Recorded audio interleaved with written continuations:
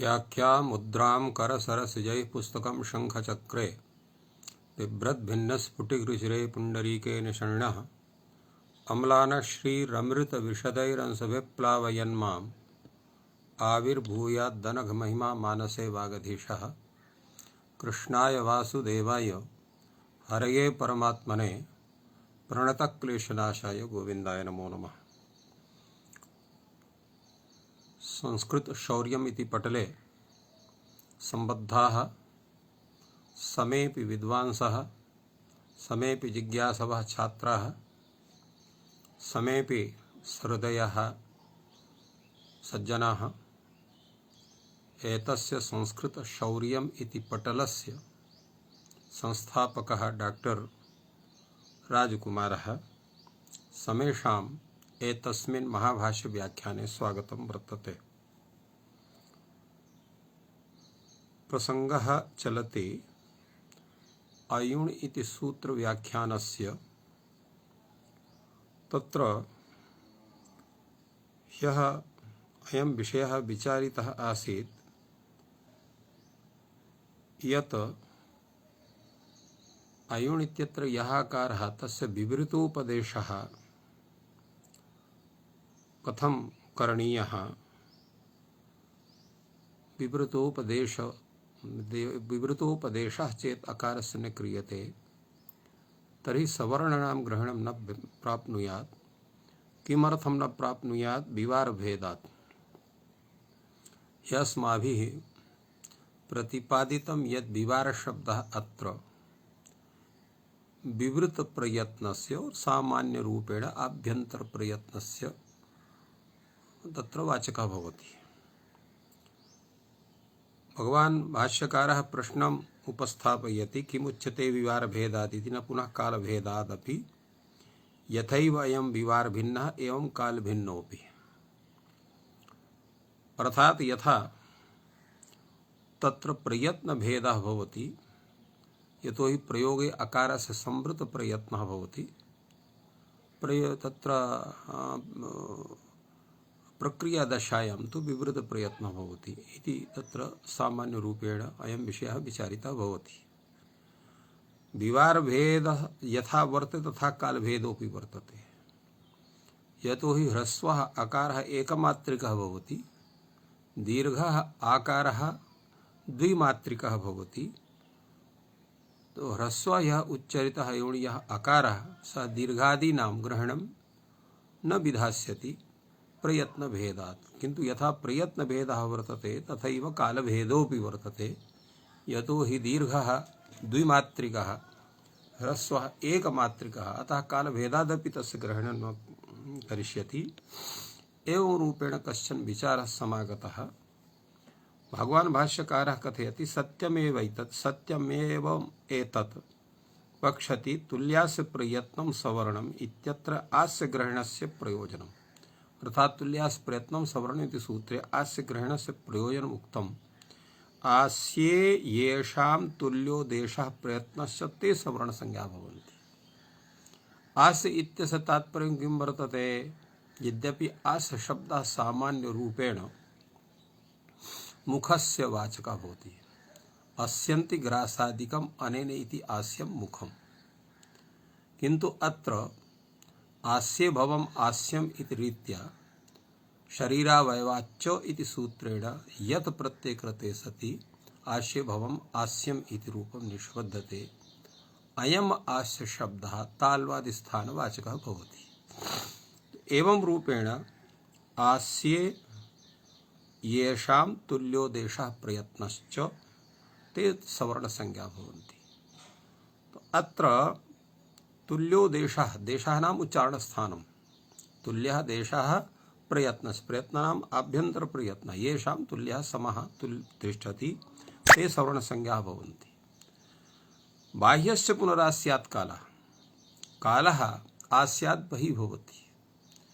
यतो हि आस्य इत्यस्य या परिभाषा वर्तते, ओष्ठात् प्रभृति आकलकात् आस्यम्, अर्थात् ओष्ठात् आरभ्य काकलक पर्यन्तं तत्र आस्य इत्यस्य ग्रहणं भवति। सम्पूर्णस्य स्थानस्य कालः तत्र बाह्यः भवति। कथं बाह्यः? तेन स्यादेव कालभिन्नस्य ग्रहणं न पुनर्विवारभिन्नस्य।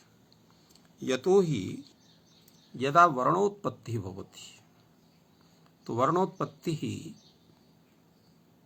तस्य स्वरूपं किं वर्तते, कथं वर्णः तत्र उच्चार्यते, अयं विषयः पाणिनीयशिक्षायां सम्यक्तया प्रतिपादितः। आत्मा बुद्ध्या समेत्यर्थान् मनो युङ्क्ते विवक्षया मनः कायग्निमाहन्ति स प्रेरयति मारुतं मारुतस्तूरसि चरन् मन्द्रं जनयति स्वरं सोदीर्णो मूर्ध्न्यभियतो वक्रमापद्य मारुतः वर्णान् जनयते। एवं रूपेण तत्र प्रतिपादितम्। एतस्य किं तात्पर्यम्?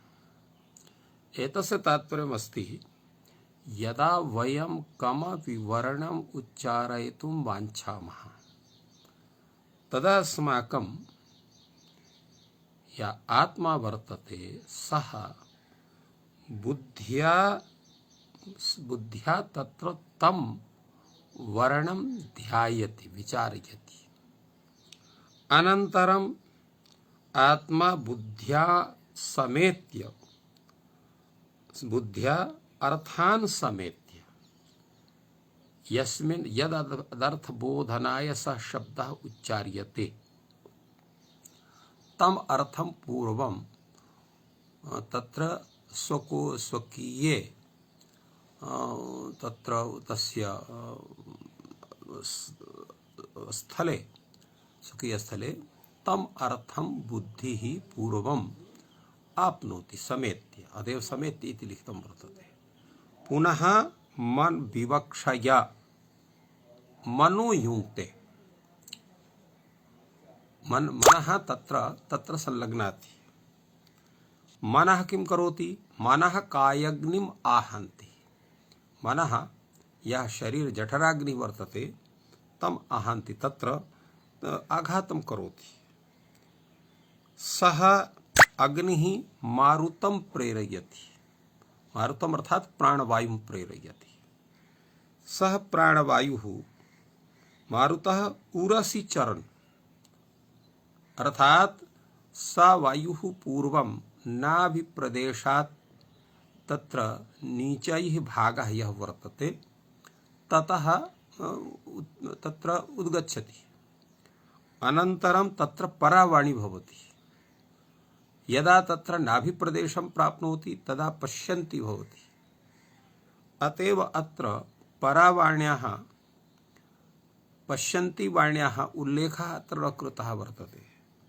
मारुतस्तुरसि चरन्, उरसि वर्तते।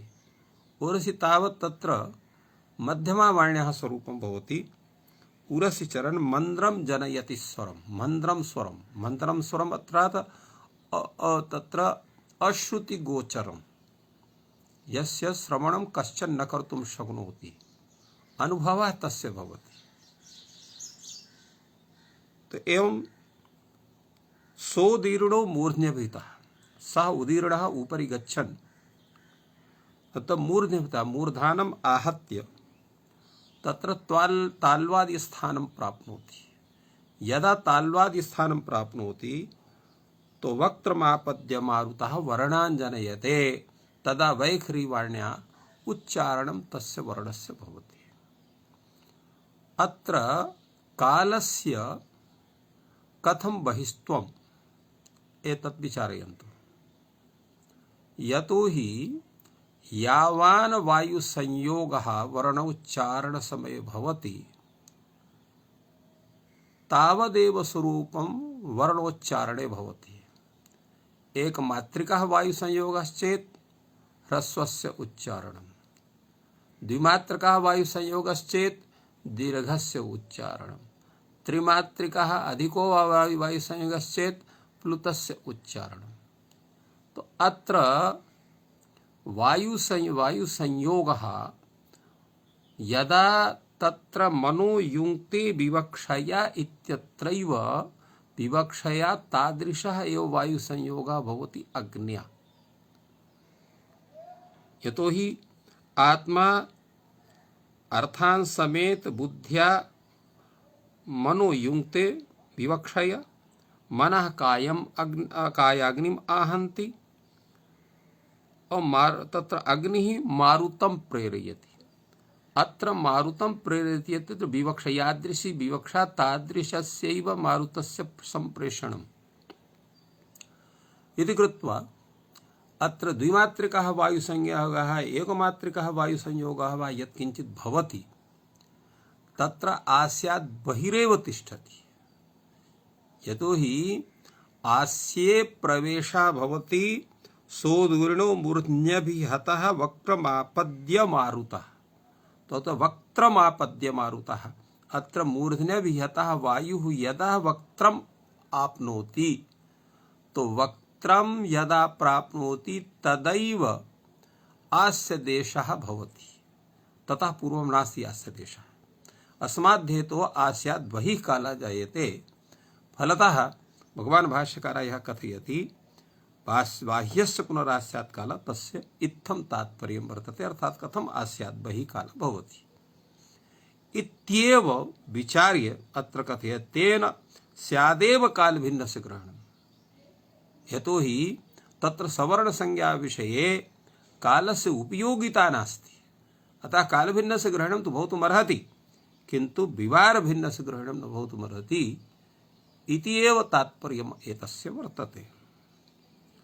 पुनः प्रश्नः भवति किं पुनरिदं विवृतस्य उपदिश्यमानस्य प्रयोजनम् अन्वाख्यायते आहुस्वित् संवृतस्य उपदिश्यमानस्य विवृतश्चोपदेशश्चोद्यते।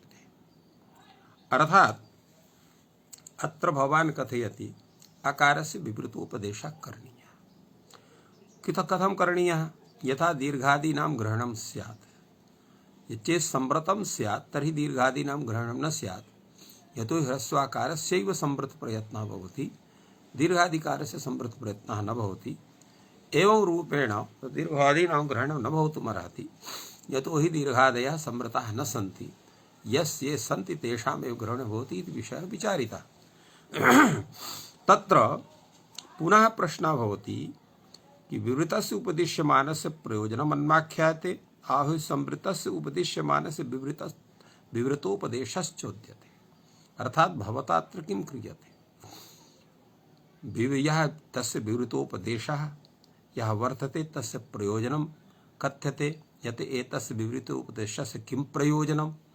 अर्थात दीर्घादीनां ग्रहणं प्रयोजन एवं रूपेण प्रयोजनम् अन्वाख्यायते। आहुषित अथवा इत्यर्थे वर्तते। आहुषित संवृतस्य उपदिश्यमानस्य विवृतोपदेशश्चोद्यते। अर्थात अस्य यः उपदेशः वर्तते संवृतः वर्तते सः संवृतः न भवतु अपितु विवृतः भवतु एवं रूपेण संस्थाप्यते। किं वा क्रियते इति प्रश्नः। यतो हि अत्र सूत्रकारेण विवृतोपदेशः कृतः, वार्तिककारेण तु तस्य प्रयोजनं कथितं वर्तते। अथवा अकृतः विवृतोपदेशः वार्तिककृतः कर्तव्यत्वेन उपन्यस्तः एवं रूपेण तत्र कश्चन विचारः आगच्छति। तो एतस्मिन् विषये यः प्रश्नः यत् उपदिष्टः विवृतः अत्र तस्य प्रयोजनं कथ्यते अथवा संवृतस्य उपदिश्यमानस्य विवृतोपदेशः कथ्यते, किं कथ्यते अत्र? तदा उच्यते भगवता भाष्यकारेण विवृतस्य उपदिश्यमानस्य प्रयोजनम् अन्वाख्यायते। अत्र विवृतः उपदेशः तस्य भवति किन्तु विवृतोपदेशस्य किं प्रयोजनम् इत्येव अस्माभिः विचार्यते। कथं ज्ञायते कि विवृतोपदेशस्य विवृतस्य उपदिश्यमानस्य प्रयोजनं न आख्यायते इति? भगवान भाष्यकारः प्रतिपादयति यदयम् अ इत्यकारस्य विवृतस्य संवृतता प्रत्यापत्तिं शास्ति। अ इति सूत्रं वर्तते। इदं सूत्रं संपूर्णायाः अष्टाध्याय्याः अन्तिमं सूत्रं वर्तते। तस्य अर्थः भवति विवृतम अनुद्य संवृतम अनेन विधीयते। अर्थात प्रथमः यः अकारः अ इति सूत्रे सः विवृतः वर्तते, द्वितीयः यः अकारः सः संवृतः वर्तते। फलतः विवृतस्य अकारस्य स्थाने संवृतः अकारः विधीयते इति स्वरूपं वर्तते। तो विवृतः अकारस्तु प्रकृततः भवत्येव, अतएव अत्र अयुडित्यत्रापि यः अकारः सः विवृतः वर्तते। तो विवृतस्य संवृतस्य अकारस्य विवृतत्वं नात्र स्थाप्यते न वा विधीयते, अपितु उपदिष्टस्य विवृतस्य अत्र प्रयोजनम् अन्वाख्यायते। यतो हि अ इति सूत्रं विवृतस्यैव स्थाने संवृतम् अकारं विदधाति। तात्पर्यं किं वर्तते? यत् केवलं प्रयोग विषयेव संवृतत्वं वर्तते अकारस्य, सर्वथा तु विवृतत्वमेव वर्तते। कथमिति चेत् अ इति सूत्र प्रामाण्यात् अ इति सूत्रं विवृतस्यैव ह्रस्वस्य अकारस्थाने संवृतम् अकारं विदधाति, अनेन स्पष्टं भवति इत्येव एतस्य तात्पर्यम्। अत्र उच्यते नैतदस्ति ज्ञापकम्, एतद् ज्ञापकं नास्ति। अस्ति हि अन्यत् एतस्य वचने प्रयोजनम्। अर्थात अ इति सूत्रस्य एतत् प्रयोजनं नास्ति यत् सर्वत्र ह्रस्वस्य अकारस्य स्थाने विवृतस्य ह्रस्वस्य अकारस्य स्थाने संवृतम् अकारं विदधातु इति। तर्हि किम् अस्ति प्रयोजनम्? अन्यत् एतस्य वचनस्य किं प्रयोजनं वर्तते? अतिखट्वः अतिमालः। अत्र ह्रस्वः भवति गोस्त्रोपसर्जनस्य इति सूत्रेण। अत्र मालाम् अतिक्रान्तः अतिमालः, खट्वाम् अतिक्रान्तः अतिखट्वः। अत्र अत्यादयः क्रान्त्यर्थे द्वितीयया अनेन अत्र समासः भवति। समासस्य अनन्तरम् अत्र एकभक्ति चापूर्निपात इति सूत्रेण अत्र उपसर्जनसंज्ञायां जातायाम् अत्र गोस्त्रोपसर्जनस्य इति सूत्रेण ह्रस्वे सति अतिखट्वः अतिमालः इति भवति। अत्रापि दीर्घः आकारः वर्तते, अतिखट्वा अतिमाला इत्यत्र। गोस्त्रोपसर्जनस्य इति सूत्रेण यदा ह्रस्वविधानं भवति तदा ह्रस्वस्य अकारस्य विधानं भवति। तो अत्र दीर्घस्य आकारस्य स्थाने आन्तरतम्यात् अर्थात् स्थानेन्तरतम इति सूत्र सामर्थ्यात् अत्र ह्रस्वस्य विवृतस्यैव अकारस्य विधानं प्राप्तं भवति। किन्तु अनेन सूत्रेण अ इति सूत्रेण तस्य विवृतस्य स्थाने ह्रस्वस्य अकारस्य विधानं भवति इति भवति। अतएव अत्र लिखितं वर्तते भाष्ये अतिखट्वातिमाला इत्यत्र आन्तर्यतः विवृतस्य विवृतः प्राप्नोति संवृतः स्यात् इत्येवम् अर्थः प्रत्यापत्तिः। अर्थात तत्र संवृतः अकारः भवेत् एवम् एतदर्थमेव अत्र अ इति सूत्रं वर्तते। एतदर्थमेव एतस्य सूत्रस्य तात्पर्यं वर्तते इति तत्र भगवान् भाष्यकारः प्रतिपादयति। तदा उच्यते नैतदस्ति नैव लोके न च वेदः अकारः विवृतोस्तर्हि कस्तर्हि संवृतः योश्च भविष्यति तदेतत् प्रत्यापत्तिवचनं ज्ञापकमेव भविष्यति विवृतस्य उपदिश्यमानस्य प्रयोजनम् अन्वाख्यायति।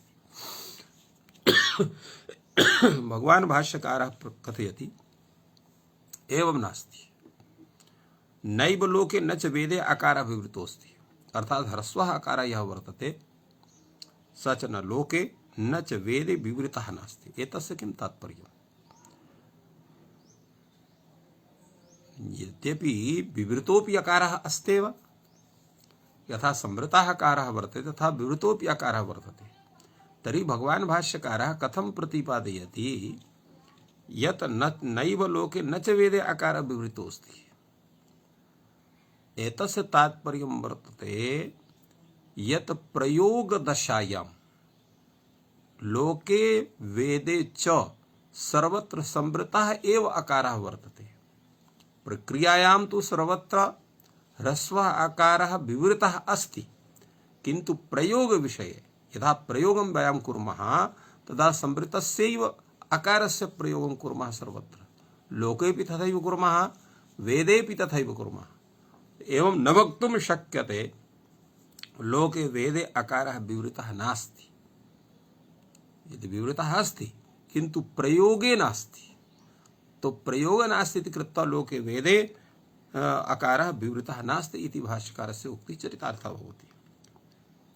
कस्तर्हि संवृतः वर्तते, योऽस्ति स भविष्यति। यदा प्रयोग विषये संवृतः एव सर्वत्र वर्तते तर्हि संवृतः स्वतः स्यात्, तदर्थं कस्यचित् वाक्यस्य आवश्यकता नास्ति। तर्हि अ इति सूत्रं, ये सामान्येन एतत् सूत्रं वर्तते यत् तत्र विवृतस्यैव स्थाने संवृतस्य आकारस्य विधानं तद्विदधाति, अतः प्रयोगे संवृतस्य आकारस्य एव उपलब्धिर्जायते। फलतः अ इति सूत्र तत्र अयुण् इति सूत्रे आकारः विवृतः वर्तते एव पूर्वत एव, तस्य विवृतस्य कथनस्य किं प्रयोजनम् इति प्रयोजनमेव अत्र विचार्यते। अतएव भाष्यकारः अत्र कथयति तदेतत् प्रत्यापत्तिवचनं ज्ञापकमेव भविष्यति। तदेतत् प्रत्यापत्तिवचनम् अर्थात अ इति सूत्र प्रत्यापत्तिवचनम्। अ इति सूत्रं यद् विवृतस्य आकारस्य स्थाने संवृतम् आकारं विदधाति, अनेन ज्ञायते, एतत् ज्ञापकं भवति उपदेशावस्थायां यः आकारः सः विवृतः एव वर्तते, संवृतः नास्ति। एतत् स्वयमेव ज्ञायते अनेन सूत्रेण। तत्र विवृतस्य आकारस्य स्थाने संवृतस्य आकारस्य विधानात् एतत् सूत्रं ज्ञापकं भवति। चेत् उपदेशावस्थायां विवृतमेव संवृतमेव स्यात् तर्हि संवृतस्य आकारस्थाने संवृतविधानस्य का आवश्यकता? अनेन सूत्रेण तत्र इदं ज्ञाप्यते यत् उपदेशावस्थायाम् आकारः विवृतः, प्रयोगावस्थायां सः संवृतः भवेत् इति कृत्वा अ इति सूत्रं चरितार्थं भवति। अतएव भाष्यकारः कथयति तदेतत् प्रत्यापत्तिवचनं ज्ञापकमेव भविष्यति, विवृतस्य उपदिश्यमानस्य प्रयोजनम् अन्वाख्यायते। एतद् ज्ञातम्। अर्थात् तत्र यः आकारः अयुण् घटकः सः विवृतः एव उपदिष्टः वर्तते, तस्य प्रयोजनमेव कथनीयं वर्तते, तस्य विषये विचारः भगवान् भाष्यकारः करोति, अन्यत् किमपि न करोति। अत्र पुनः सन्देहावस्था भवति, किं करणीयम् अत्र? कः पुनः अत्र विशेषः? विवृतस्य उपदिश्यमानस्य प्रयोजनम् अन्वाख्यायेत, संवृतस्य उपदिश्यमानस्य वा विवृतोपदेशश्चोद्येत। अर्थात तत्र यतो हि अत्र स्वरूपद्वयं सम्प्राप्तम्, इत्थमपि प्राप्तं यद् विवृतस्य उपदिश्यमानस्य प्रयोजनम् अन्वाख्यायेत, इत्थमपि प्राप्तं संवृतस्य उपदिश्यमानस्य विवृतोपदेशश्चोद्येत। अत्र किं करणीयम्? कीदृशः अत्र विचारः न्यायसङ्गतः भवेत्, अत्र इत्थं विचारणीयं वर्तते। भगवान् भाष्यकारः स्वयमेव समादधाति, यतो हि अयं यः विषयः सः संदिग्धः विषयः नास्ति, न खलु कश्चित् विशेषः। आहु पुरुषिका मात्रं तु भवानाः संवृतस्य उपदिश्यमानस्य विवृतोपदेशश्चोद्यते इति। अर्थात केवलम् अहो पुरुषिका, अहो अहम पुरुषः इत्याकारिका या स्थिति स एव अहो पुरुषिका, अर्थात केवलम् अभिमानमात्रम्। यतो हि प्रयोगे सर्वत्र संवृतस्य स्वरूपस्य उपस्थितिः भवति, अतः अयुण् इत्यत्र अकारोऽपि संवृतः एव प्रयुक्तः भवेत् इति धिया संवृतस्य उपदिश्यमानस्य विवृतोपदेशश्चोद्यते इति भवतः कथनं वर्तते। इति केवलं भवतः अभिमानमात्रमेव। वयं तु ब्रूमः विवृतस्य उपदिश्यमानस्य प्रयोजनम् अन्वाख्यायते। यतो हि अस्माकं यत् सूत्रं वर्तते अ इति सूत्रं स विवृतस्यैव स्थाने संवृतं विदधाति। उपदेशावस्थायां चेत् विवृतः आकारः न स्यात् तस्य स्थाने संवृतस्य आकारस्य विधानं कथं भवितुमर्हति इति कृत्वा उपदेशावस्थायां यः आकारः सः विवृतः एव। अतः विवृतस्य उपदिश्यमानस्य प्रयोजनम् अन्वाख्यायते इत्येव वस्तुतः सिद्धान्तस्वरूपं वर्तते। तस्यैव कथनम् अस्माभिः क्रियते। अत्र अहो पुरुषः तत्र भवः आहो पुरुषिका तस्य भावः आहो पुरुषिका अत्र मनोगित्यत्वात् भूयि प्रत्ययः अहंकारवत्वम् इति तस्य अर्थः वर्तते। अत्र पुनः वार्तिककारः अत्र कथयति तस्य विवृतोपदेशात् अन्यत्रापि विवृतोपदेशः सवर्णग्रहणार्थः। अयं प्रश्नः कथम् उपस्थापितः वार्तिककारेण? तात्पर्यम् इत्थं वर्तते यत् धातुसूत्रगणोणादि वाक्यलिंगानुशासनम् आगमात् प्रत्यादेशः उपदेशः प्रकीर्तिताः। एवं यदा उपदेश शब्दस्य स्वरूपम् अस्माभिः गृह्यते अर्थात् उपदिश्यते अनेन असौ उपदेशः इति कर्णघयन्तः उपदेशपदार्थः अत्र गृह्यते तर्हि धात्वादीनां समेषां धातुसूत्रगणोणादिना अर्थात् धात्वादीनां समेषां ग्रहणं भवति। अनया रीत्या यथा अयुनिति सूत्रे अकारः विवृतोपदेशः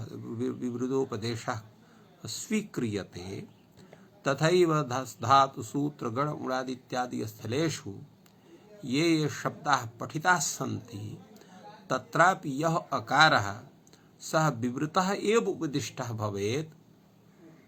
एवं रूपेण कश्चन यः विचारः तं विचारम् आदाय कात्यायनेन अयं वार्तिक विशेषः उपस्थापितः तस्य विवृतोपदेशात् अन्यत्रापि विवृतोपदेशः सवर्णग्रहणार्थः करणीयः।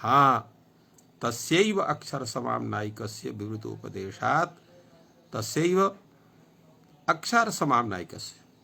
अक्षरसमाम्नायिकस्य आयुर् घटकस्य आकारस्य यथा विवृतोपदेशः वर्तते तो तत्र विवृतोपदेशात् अन्यत्रापि अर्थात् धातुसूत्रगणा इत्यादि स्थलेष्वपि आकारस्य तत्र विवृतोपदेशः कर्तव्यः।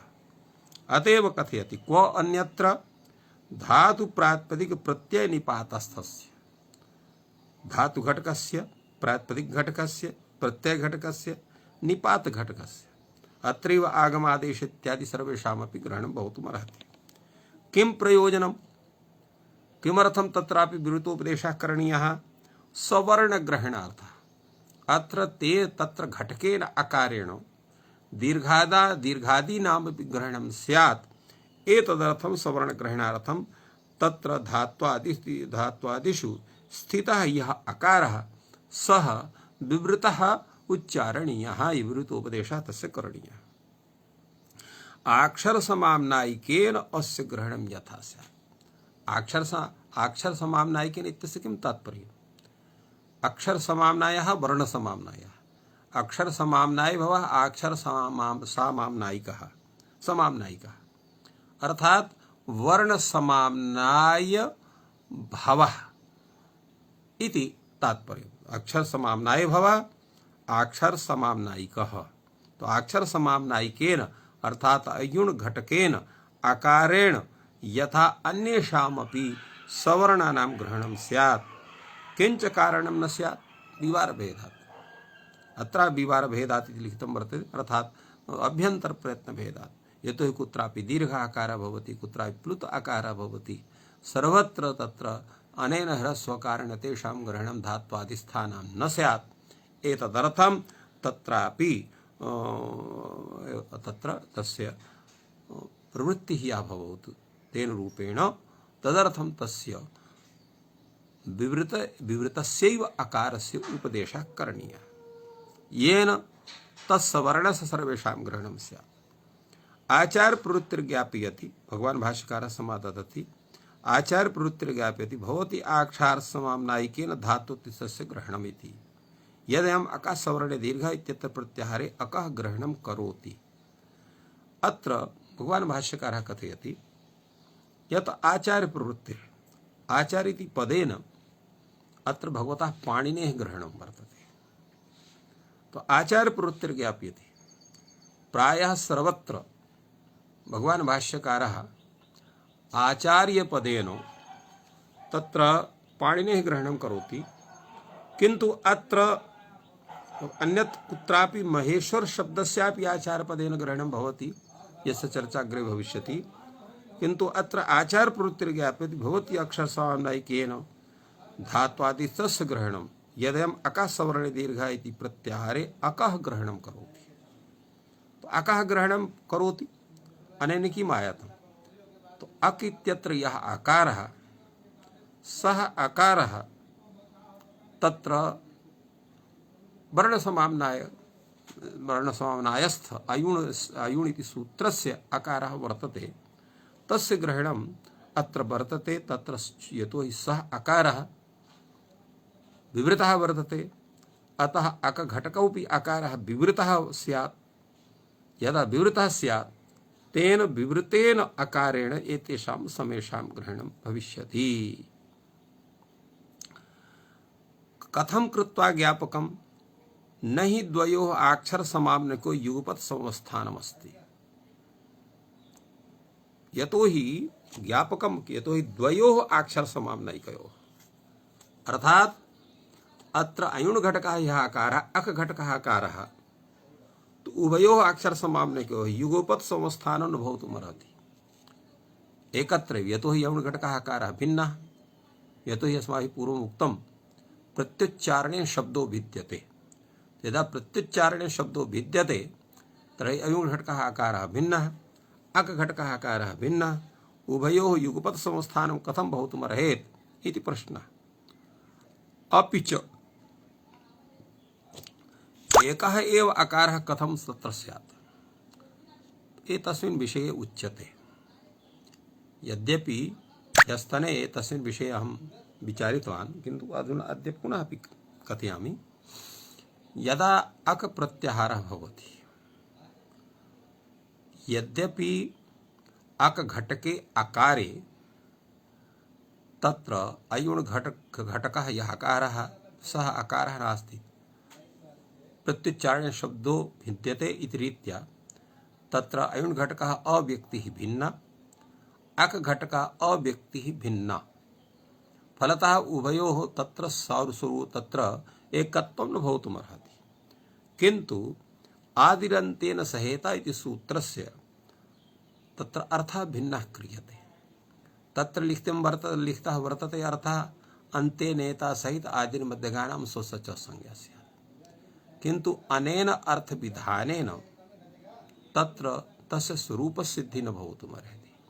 अतः अत्र अन्त्यपदम् अन्त्यसदृशपरम् आदिपदम् आदिसदृशपरम्, तेन अन्त्येन सदृशेन इता सहितः आदिसदृशः आद्यन्ताक्षिप्त समुदाय घटक वर्णानां संज्ञा भवति इत्येषः अर्थः एतस्य करणीयः।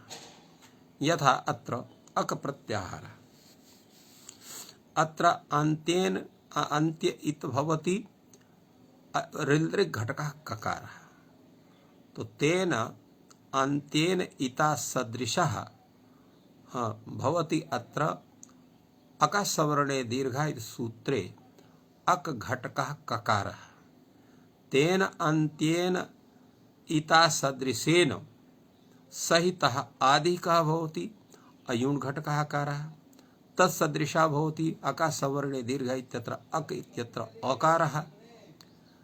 तो ताभ्याम् आद्यन्ताभ्याम् अवयवाभ्याम् आक्षिप्तः यः समुदायः सः समुदायः कीदृशः अयुण् ऋलृक् इति समुदायः।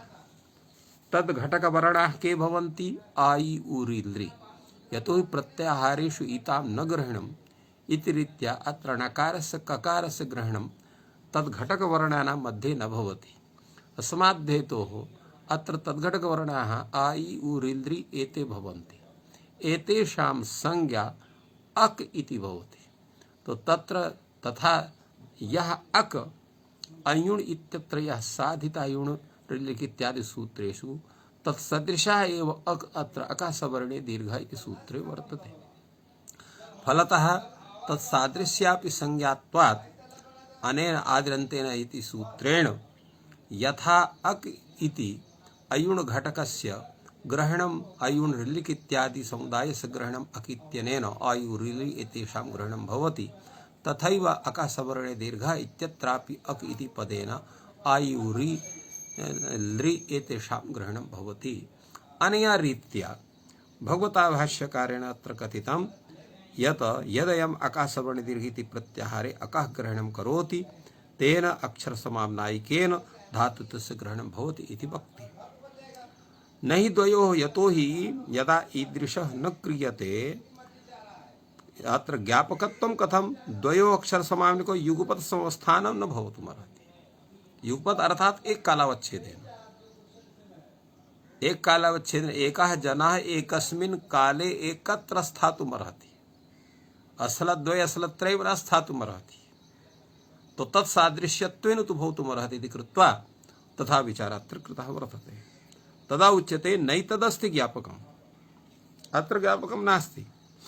अस्ति हि अन्यत् एतस्य वचने प्रयोजनम्। अर्थात आकाशवर्णे दीर्घ इत्यत्र यत् प्रयोजनं वर्तते तद् भिन्नं प्रयोजनं वर्तते एतस्य वचनस्य प्रयोजनम्। अत्र ज्ञापकं प्रयोजनं तस्य नास्ति। किं यस्य अक्षरसमाम्नायिकेन ग्रहणमस्ति तदर्थमेव एतस्यात् खट्वाटकं मालाटकं सति प्रयोजने न ज्ञापकं भवति, तस्मात् विवृतोपदेशः कर्तव्यः। अर्थात यस्य अक्षरसमाम्नायिकेन ग्रहणं भवति तदर्थम् एतस्यात्। अर्थात अक इति पदेन कस्य ग्रहणं भवति? ये वर्णाः तत्र पठिताः वर्तन्ते आ इ उ ऋ ए औ एकमात्रिकाः ये वर्णाः तत्र पठिताः सन्ति तेषां तु ग्रहणं स्यात्। किन्तु ये दीर्घादयः सन्ति तेषां पाठः तु वर्णसमाम्नाये नास्ति, तर्हि तेषां ग्रहणं कथं स्यात्? अतएव अत्र लिखितं यस्य अक्षरसमाम्नायिकेन ग्रहणमस्ति, यस्य वर्णस्य ह्रस्वस्य एकमात्रिकस्य या ए ओ ऐ औ एतेषां द्विमात्रिकाणां तेषां येषां तत्र अक्षरसमाम्नायिकेषु पाठः वर्तते तेषां तथा ग्रहणं भवितुमर्हति। तदर्थम् एतस्यात्। किन्तु खट्वा आढकं माला आढकम् इत्यत्र तु न ग्रहणं भवितुमर्हति, यतो हि अत्र दीर्घः आकारः, तस्य ग्रहणं कथं स्यात्? तो सति प्रयोजने न ज्ञापकं भवति, तर्हि तत्र ज्ञापकत्वं स्यात्। तर्हि ज्ञापकं भवति किं भवति? तत्र प्रत्याहारस्य तद्वाच्यवाच्ये निरूढा लक्षणा तत्र गृह्यते। प्रत्याहारः तद्वाच्यवाच्ये निरूढा लक्षणा, एतस्य किं तात्पर्यम्? अर्थात तत्र अकारादयः स्ववाच्यवाच्यस्य ज्ञानं कारयति। यथा प्रत्याहारवाच्यं वाच्यः ह्रस्वः अकारः, तद्वाच्यः तत्र 18 अकाराः भवन्ति। तो तद्वाच्यत्वम् अर्थात प्रत्याहारवाच्यत्वम् 18सु गच्छति। एवं रीत्या केवलं ह्रस्वकारेण दीर्घादीनामपि समेषां ग्रहणं भवति ज्ञापकात्, अन्यथा एतत् सूत्रस्य वैयर्थ्यं स्यात् इति कृत्वा तथा ज्ञापकत्वं स्वीक्रियते। तो अत्र केवलम् अक्षरसमायुक्तानां ग्रहणं न स्यात्, अन्येषामपि ग्रहणं स्यात्, एतदर्थं तत्र ज्ञापकत्वं स्वीक्रियते। तो अतएव लिखितं सति प्रयोजने तत्र तदर्थमेव एतस्यात् खट्वाटकं मालाटकं सति प्रयोजने न ज्ञापकं भवति। अर्थात यदा प्रयोजनं नास्ति तर्हि ज्ञापकं न भवति, प्रयोजनमस्ति तर्हि ज्ञापकं भवति। अत्र तु किमपि प्रयोजनं नास्ति, तर्हि किं करणीयं? तो तस्मात् विवृतोपदेशः करणीयः। अर्थात यत्र अत्रापि प्रयोजनं वर्तते, अत्रापि अर्थात अकाशवर्णे दीर्घ इत्यादि सूत्रेषु अर्थात यत्रापि कुत्रापि ह्रस्वेण दीर्घावरणमपि ग्रहणस्य आवश्यकता प्रवर्तते तत्र ज्ञापकत्वं स्वीक्रियते एव। अत्रापि चेत् अयुण् इति सूत्रेण अत्र दीर्घादीनाम् आकारादीनां ग्रहणं न भवितुमर्हेत् तर्हि खट्वाटकं बालाटकम् इति इत्यादिषु प्रयोगाणां सिद्धिः न भवितुमर्हेत् इति कृत्वा तथा ज्ञाप्यते। अर्थात् तत् विविधोपदेशः अतएव वर्तते येन दीर्घादीनां ग्रहणं स्यात्। अतएव अत्र लिखितं सति प्रयोजने न ज्ञापकं भवति। अर्थात् सति प्रयोजने न सति, अत्र नकारः भिन्नक्रमः। प्रयोजने न सति, प्रयोजने न विद्यमाने ज्ञापकं भवति। अत्र तु प्रयोजनम् अस्ति, अतएव ज्ञापकत्वं वर्तते इति तात्पर्यम्। तस्मात् विवृतोपदेशः कर्तव्यः अकारस्य। विवृतोपदेशे सति तत्र दीर्घादीनां ग्रहणं स्यात्। यदा दीर्घादीनां ग्रहणं स्यात् तदा खट्वाटकं मालाटकम् इत्यादि प्रयोगाणामपि सिद्धिः स्यात् इत्येव तात्पर्यं वर्तते। अत्र पुनः प्रश्नः भवति क एष यत्नश्चोद्यते विवृतोपदेशो नाम विवृतो वा उपदिश्येत संवृतो वा कोऽन्यत्र विशेषः। अत्र पुनः प्रश्नः भवति। अर्थात् अत्र कीदृशः यत्नः भवद्भिः कथ्यते। अत्र उद्यते इति वर्तते वद धातोः तत्र कर्मणि लकारे सति उद्यते इति रूपं भवति। उद्यते अर्थात् कथ्यते। तो कः एषः यत्नः कथ्यते इत्यर्थः। विवृतोपदेशो नाम अर्थात तद् विवृतोपदेशः करणीयः।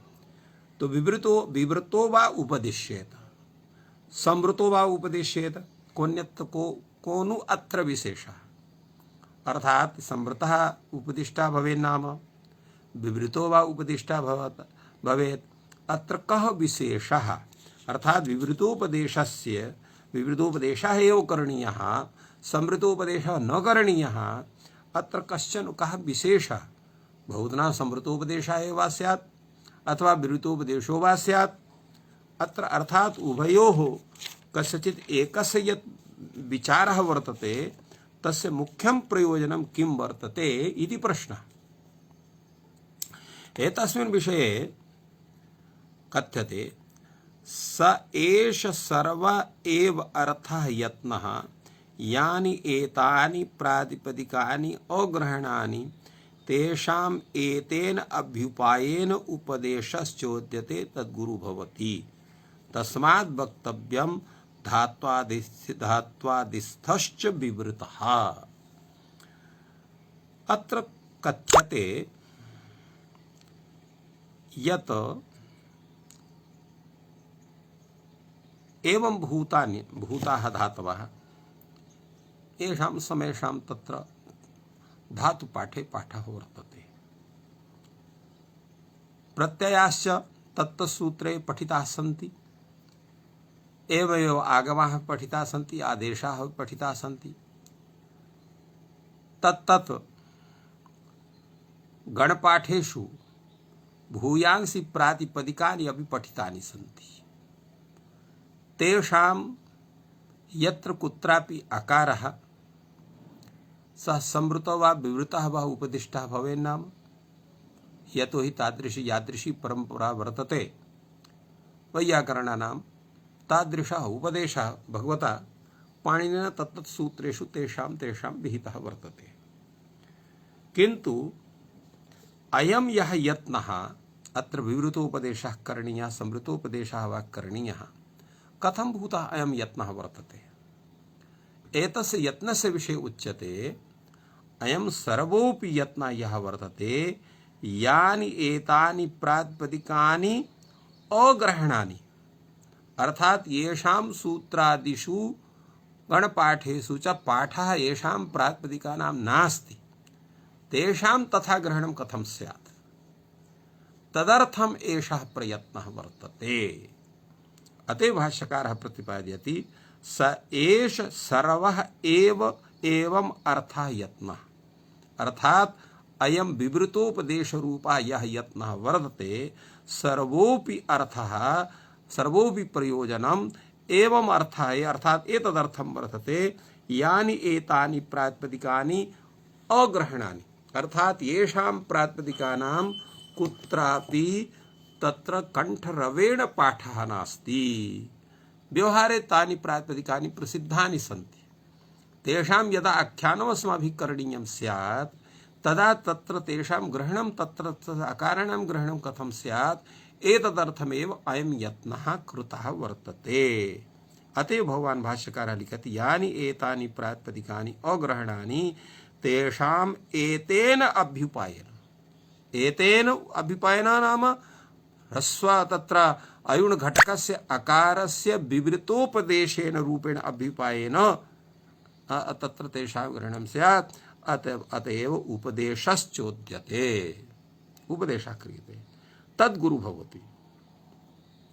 तो सर्वेषां चेत् तत्र उपदेशः करणीयः स्यात्। यानि यानि प्रातिपदिकानि सर्वेषां प्रातिपदिकानाम् अपि उपदेशः भवेत्, किन्तु तत्सम्भवं न, तद्गुरु भवति। तद्गुरु भवति एतस्य विचारः तत्र पस्पसान्निके आगतः, तत्र आगतः शब्दपारायणं प्रोवाच नान्तं जगाम। यतो हि अनन्ताः शब्दाः वर्तन्ते, अनन्तानि प्रातिपदिकानि सन्ति। सर्वेषां प्रातिपदिक शब्दानां तत्र शब्दशः उपदेशः तत्र असंभवः प्रतीयते। यदा तस्य सर्वस्य उपदेशः करणे तत्र बृहस्पतिः अपि समर्थः नैव संजातः, तो समादृशाः तत्र अल्पकाल जीवनधारिणः वयं यस्मः ते कथं समेषां प्रातिपदिकानाम् उपदेशेन ज्ञानं कर्तुं शक्नुमः। तेषां ज्ञानं तु व्याकरणरीत्यैव कथञ्चित् सामान्यतया भवितुमर्हति। एते शब्दाः हकारान्ताः, एते दीर्घाकारान्ताः, एते अकीकारान्ताः, ऊकारान्ताः, एतेषां समेषां ग्रहणं तत्र प्रतिपाठेन असम्भवं वर्तते। अतएव तद्गुरु भवति इति। तस्माद् वक्तव्यं धातुस्थस्य विवृतः, अर्थात धात्वादिस्थः यः आकारः आदिति पदेन आगम आदेश प्रत्यादीनां समेषां ग्रहणम् अथ च तेषामपि ग्रहणं येषां प्रातिपदिकानां तत्र तत्र गणपाठे पाठः वर्तते, किन्तु ये तत्र अग्रहणानि प्रातिपदिकानि सन्ति तेषां ग्रहणं स्यात्। तदर्थम् अकारस्य विवृतोपदेशः करणीयः इति विचारः अत्र भाष्यकारेण संस्थापितः। अनन्तरं तत्र पुनः कथञ्चित् वार्ता करणीया, कथञ्चित् विचारः करणीयः इति कृत्वा अग्रेपि विचारः कश्चन भवति। यश्च सिद्धान्तः विचारः नास्ति, किन्तु तत्र बुद्धिवैषद्याय विचारः भवति भगवता भाष्यकारेण। एवं भूतोपि कश्चन प्रश्नः भवितुमर्हति, एवं भूतोपि कश्चन प्रश्नः भवितुमर्हति, तस्य समाधानं कथं करणीयं भवेत् इति कृत्वा एवं भूताः तत्र अनावश्यकाः अपि प्रश्नाः उपस्थाप्यन्ते भाष्यकारेण, वार्तिककारेण तथा क्रियते। तथैव अत्र दीर्घप्लुतवचने संवृत निवृत्त्यर्थः। यद्यपि सर्वे जानन्ति ह्रस्वः अकारः एव संवृतः भवति प्रयोगदशायां, दीर्घः अकारः प्लुतः आकारः एते सर्वे तत्र प्लुतः आकारः एते सर्वेपि तत्र संवृताः न भवन्ति इति सर्वं जानन्ति, सर्वे जानन्ति। तथापि अयं तत्र विषयः उपस्थापितः दीर्घप्लुतवचने च संवृतनिवृत्त्यर्थः। दीर्घप्लुतवचने च संवृतनिवृत्त्यर्थो विवृतोपदेशः, अर्थात यह दीर्घ आकारः वर्तते, यह प्लुतः आकारः वर्तते, स संवृतः न भवेत्, स सर्वदैव विवृतः एव भवेत् इति कृत्वा अत्र विवृतोपदेशः कृतः। दीर्घप्लुतौ संवृतौ मा भूताम् इति प्रश्नः अत्र। अर्थात वृक्षाभ्याम् अत्र दीर्घः भवति सुपिच इति सूत्रेण, सः दीर्घः आन्तरतम्यात् चेत् अत्र वृक्षभ्याम् इति वर्तते। अत्र वृक्ष यः शब्दः वर्तते तत् घटकः या क्ष घटकः आकारः चेत् संवृतः तत्र यः दीर्घः स्यात् तर्हि आन्तरतम्यात् अर्थात् स्थानेन्तरतमः इति सूत्र सामर्थ्यात् अत्र यः दीर्घः आकारः सः तत्र सुपिच इति सूत्रेण संप्राप्तः आन्तरतम्यात् संवृतः स्यात् वृक्षाभ्याम् इत्यत्र स न भवेत्। एवम् अत्र देवदत्त इति अत्र वर्तते। अत्र दूराद्धूते च सूत्रेण प्लुतविधानं भवति। तो प्लुतविधानं देवदत्त इत्यत्र यः तकारः तकारघटकः अकारः सः तत्र संवृतः वर्तते। तस्य स्थाने प्लुतविधानं चेत् स्यात् तर्हि तत्र संवृतस्यैव प्लुतस्य आकारस्य विधानं स्यात्। तेन देवदत्ता इत्यत्र यः आकारः सः प्लुतः आकारः संवृतः स्यात्। तो संवृतः न स्यात् विवृतः भवेत् इति कृत्वा अत्र विवृतोपदेशः एव अयुणघटकः आकारः कृतः वर्तते इति कस्यचित् समाधानम्। यद्यपि एतत् समाधानं तत्र व्यर्थमेव वर्तते, यतो हि तस्य अप्रसिद्धत्वात्। किन्तु यथा पूर्वमस्माभिः उक्तं कदाचित् एवं भूताः अपि प्रश्नाः भवितुमर्हन्ति, तेषां प्रश्नानां समाधानं कथं स्यात् यदि कश्चित् नैव जानाति तस्य कृतेपि अयं बोधः स्यात् इति कृत्वा अयं प्रश्नः इदं समाधानं च उपस्थापितं।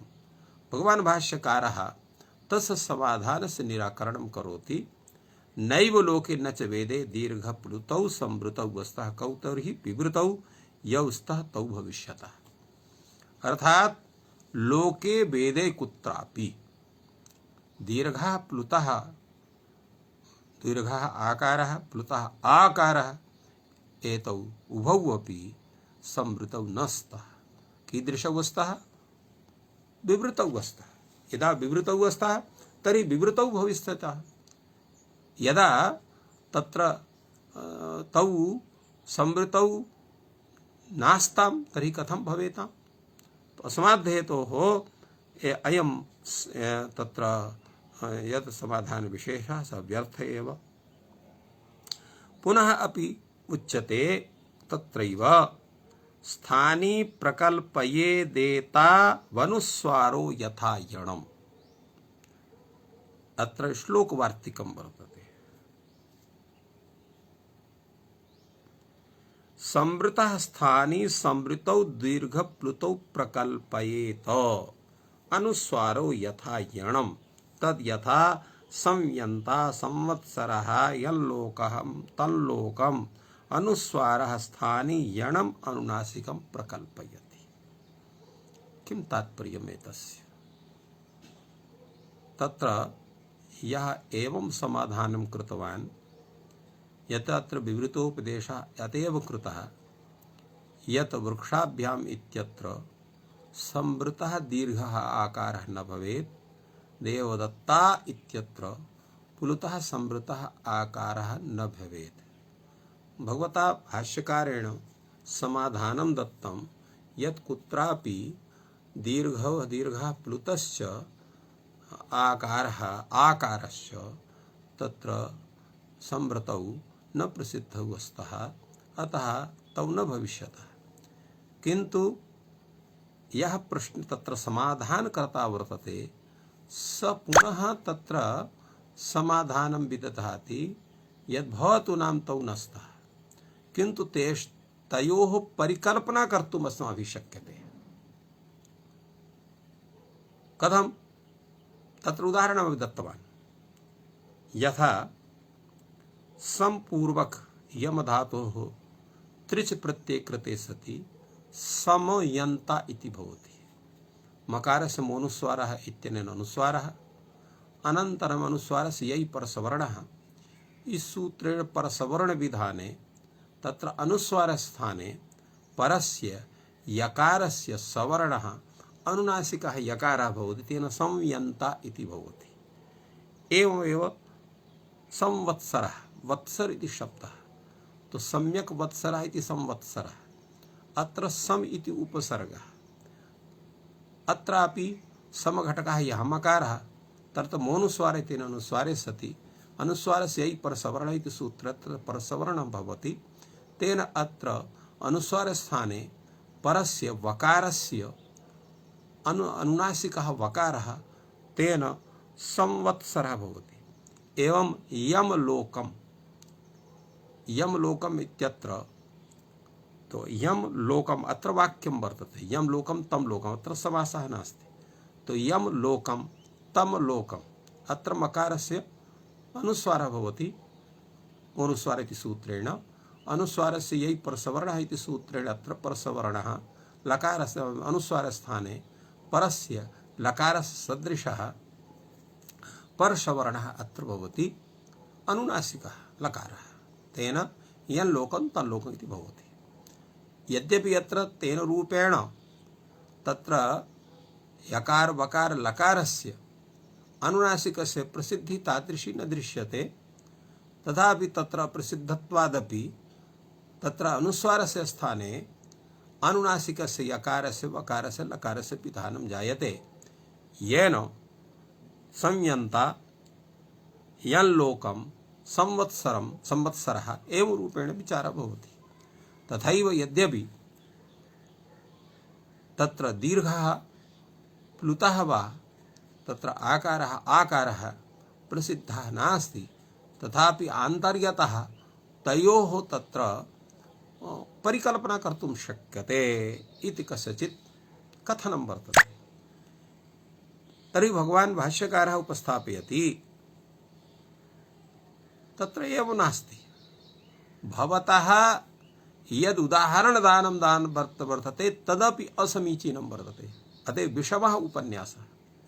युक्तं यत् सतः तत् प्रकृतिर्भवति, अर्थात विद्यमानस्यैव परिकल्पना कर्तुं शक्यते, अविद्यमानस्य परिकल्पना न कदाचित् कर्तुं शक्यते, भवत्येव नहीं। यथा शश इति जीवः प्रसिद्धः, शृंग इति अवयवोऽपि अन्यत्र प्रसिद्धः, तो कदाचित् शश शृंग इत्यस्य परिकल्पना बुद्धौ क्रियते, किंतु अन्यत्र तस्याः प्रसिद्धेरभावात् शश शृंगस्य परिकल्पनं तत्र व्यर्थम् एव भवति।